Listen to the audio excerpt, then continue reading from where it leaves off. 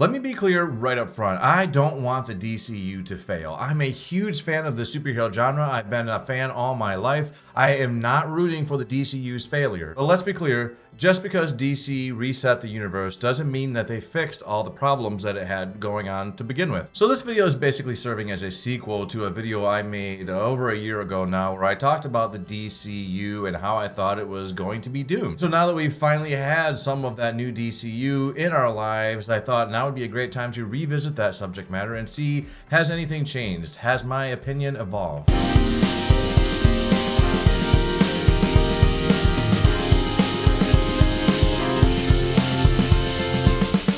On paper, the DCU reset makes sense. Clean slate, new leadership, new tone. James Gunn coming into the DCU as the new co-leader did give a lot of people hope, and I can understand why. This guy understands comic books, and he really does value and love these characters. But here's the thing, a reset does not magically build trust back with the audience who has been feeling burned by DC in the past, almost for the past decade. They failed consistently, and now it seems like they're basically asking everybody to be patient, but the thing is, the DC fans are out of patience. James Gunn is very, very talented, but his biggest strength could also be a big weakness for the DCU going forward if we don't get some changes in place. Because his tone is very, very specific and you have to be in the mood for it. He definitely excels at quirky, self-aware, emotion wrapped in humor, and I do mean emphasis on that humor. That works pretty well for Guardians of the Galaxy. It even did manage to work out with Suicide Squad, but that is not going to fly with all the DC properties. It does not make sense if Batman is a witty movie, and that vibe, it's not gonna work. If every movie coming out from the DCU under James Gunn's leadership is gonna have that same wink at the camera energy, it's going to eventually fall flat. And if that does happen, the audience is gonna check out, and it's not gonna be possible really to gain them back. They're not gonna get burned a third time. Another problem I'm seeing with the DCU, and it's also been a problem with Marvel in general, is that these companies, DC included, are announcing movies that have yet to see any sign of anything happening. We have these names, but we don't have actual directors. We don't have a cast. We don't have any sign of moving forward, and that's becoming very, very troubling. Especially since DC has kind of trained its audiences to expect cancellations, rewrites, and movies that just ultimately quietly disappear into the ether. So until we actually see some of these movies going into production and we see a script being written and we see a cast and we see directors and we see pre-production, all these movie announcements that they've been giving us, they feel like empty promises. To mention, I think that they're making a very critical mistake, which I think we've seen before, and that is that they are giving us solo movies for characters that nobody really wants a solo movie for. I don't think anybody, I'm not going to speak for everybody, but I'm pretty sure most people don't give a flying fuck about a Clayface solo movie. I think people really would love to see Clayface be the villain in a Batman movie, but as a solo character, is that really interesting?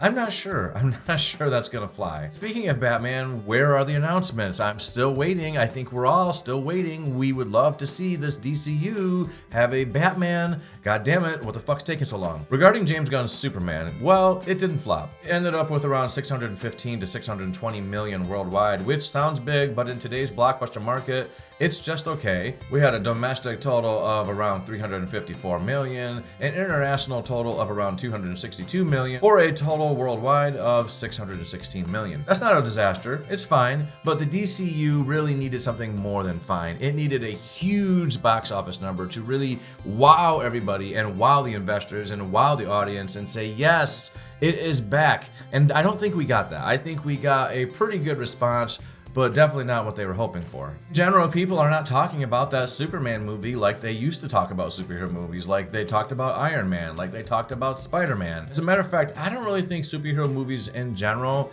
are generating the hype and the conversation that they used to. When we were in the height of the Infinity Saga, people were loving that genre. We were talking about these movies left and right. I think that since Endgame, the conversations have been tepid, like here and there. Some people still die hard, super excited about everything superhero, and some people are thinking, I need to be wooed back in. I want some more oomph, otherwise I'm gonna check out. And I do think a lot of people did ultimately check out. Which brings us to a huge problem, which has a whole term associated with it, and that is superhero fatigue. People are just getting burned out on seeing people in superhero costumes fighting on the big screen, loud explosions, and these big blockbuster spectacles that ultimately are rinse and repeating some of the same scripts and concepts.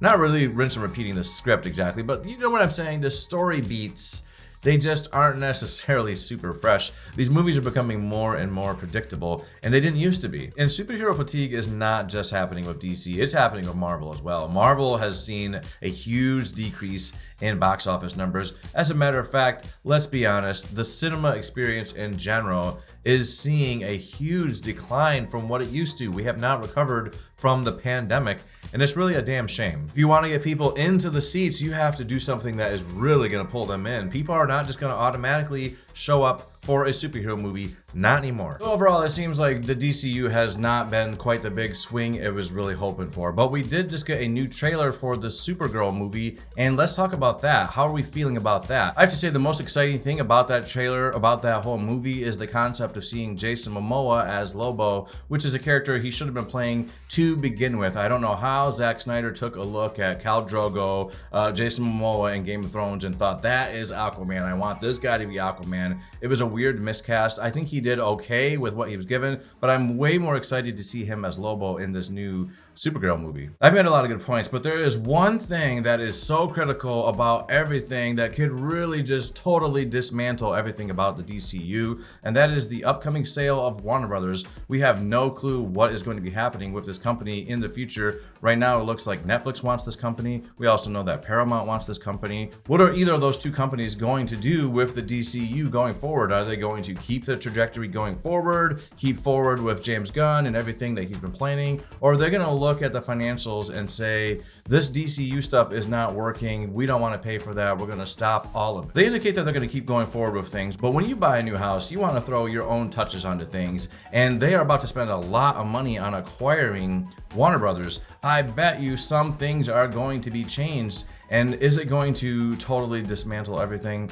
about the DCU? It's possible. It's possible. So with everything we've seen so far, do I still feel like the DCU is in danger of failing? Yeah, I actually still do. I do think that especially now with this upcoming sale of Warner Brothers, things are more uncertain than ever. It's more and more likely that there's going to be some major changes going on with the franchises going forward. These people are going to want to put their own touch on the properties that they just paid a lot of money for. And is the DCU going to be a casualty of that? It really could be. But also at the end of the day, I just think that superhero fatigue is really wearing people down. Box office numbers are not there. People aren't going to the cinemas as much. They're complaining about the high cost of food. Personally, I don't get it. I don't think you need to eat to go to the movies, even though cinemas really do want you eating. That's where they get the bulk of their money. But for me, I would totally rather save money and eat something that is not popcorn.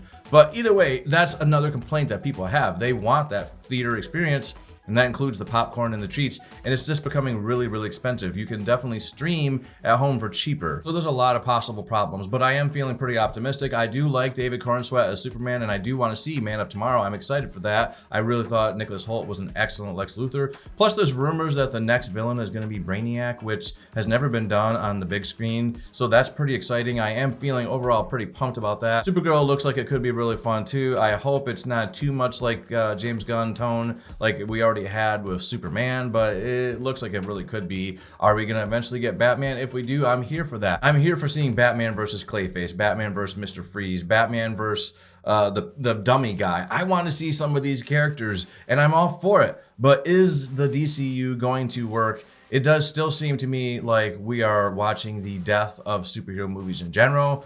The DCU might be the first casualty, and then probably Marvel. That's my thoughts on it, guys. What are your thoughts? If you have any thoughts, please put your thoughts in the comments and let me know what you're thinking. If you like this video, go ahead and hit the like button. And if you want to hear more things from me, subscribe to this channel. Later.